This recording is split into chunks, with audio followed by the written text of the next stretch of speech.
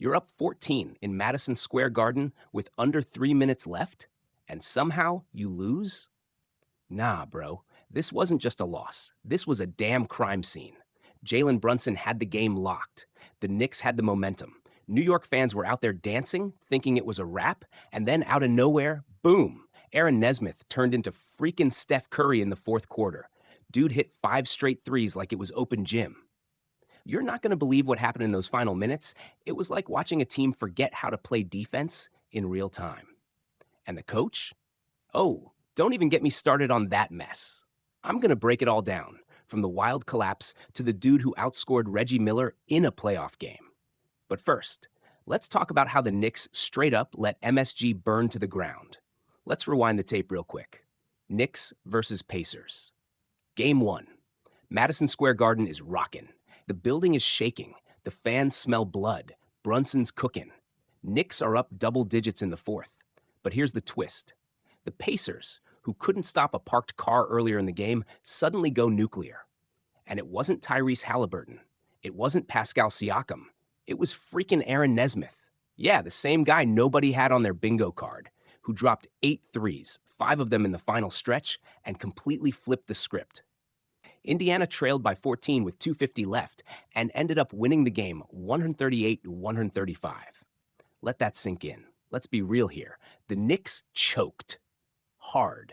We're talking Heimlich maneuver. Bring out the defibrillator level choke. They had the lead. They had the Garden roaring. And they let Aaron Nesmith, of all people, turn into a one-man wrecking crew. And look, I was already prepping the headline. Knicks survive without Brunson, steal game 1. Because guess what? Brunson went to the bench with 5 fouls, and I thought the Knicks were done. But they held it down without him. They even went on a 17-6 run without their star. That's gutsy. So I'm sitting there like, okay, New York's got this in the bag. Then what happens? Nesmith decides it's target practice. He hits 1 3, then another, then another, then another, and then another. At that point, the Knicks defense looked like they were stuck in quicksand. No switches, no closeouts, just watching this man torch them like it was a damn shoot-around. And where was the help? Where was the urgency? Where was the coaching adjustment? Now look, Rick Carlisle, that man pulled off a coaching masterclass. I'm talking chess moves in a room full of checkers. He got Nesmith open using a down screen off Benedict Matherin's movement. Had the defense scrambling. The Knicks were still trying to figure out who to guard while Nesmith was already releasing his next dagger. And Mitchell Robinson? I don't want to roast too hard, but bro looked like he was watching Netflix on that switch. No hedge, no contest, nothing. You don't let a dude who's already hit 4 straight walk into a 5th one. And Josh Hart? You can't just slip under that screen like it's preseason. Come on, man. That's just bad basketball IQ. Let's address the elephant in the room. This ain't just a collapse. This is a full-blown embarrassment. This was supposed to be New York's game. This was supposed to be the night the Knicks made a statement. Instead, the only statement made was, we still don't know how to close games. You've got the fans going from singing Mary J. Blige to looking like they just found out their rent tripled. And the energy? Gone. Draymond Green even said it. This ain't just about offense. You gave up a 26 run to end the game, at home, in the playoffs. And you want to win a series with that effort? Nah. And I got to give Nesmith his flowers. Dude said, I just knew what the game needed from me. That's not just confidence. That's killer instinct. He had 30 points, 20 in the fourth. He hit 8 threes, something even Reggie Miller never did in a Pacers uniform during the playoffs. Let that marinate for a second. Reggie? Freaking Miller. Aaron Nesmith just topped him. And what did the Knicks do about it? Nothing. They just watched it happen like fans in the front row. Let me ask you something. How are you guarding this man the same way after he hits the second 3? Where's the adjustment? Where's the urgency? Where's the damn foul? At some point, you got to tackle that man and send a message. And then Aaron gets up there like, yeah, I'm a phenomenal shooter. I just let it fly. Bro, say that louder for the Knicks defense, who clearly didn't get the memo. Even Shaq was like, yo, who was the dude in that huddle saying the game wasn't over?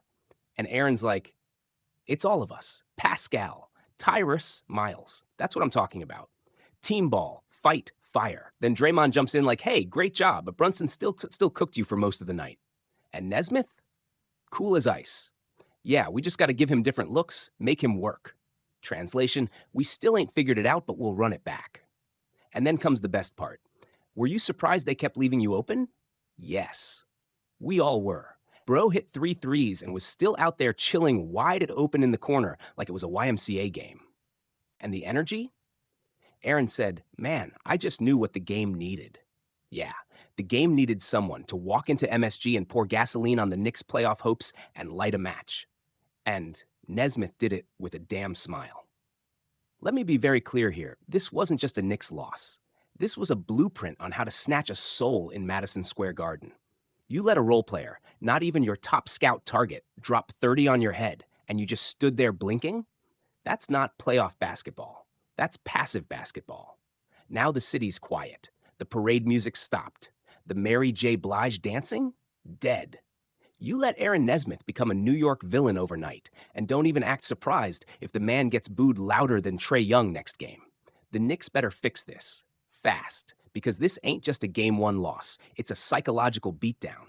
And Rick Carlisle? He's out here playing chess with fire on his rook. The house was on fire. And the Knicks? They forgot to call 911.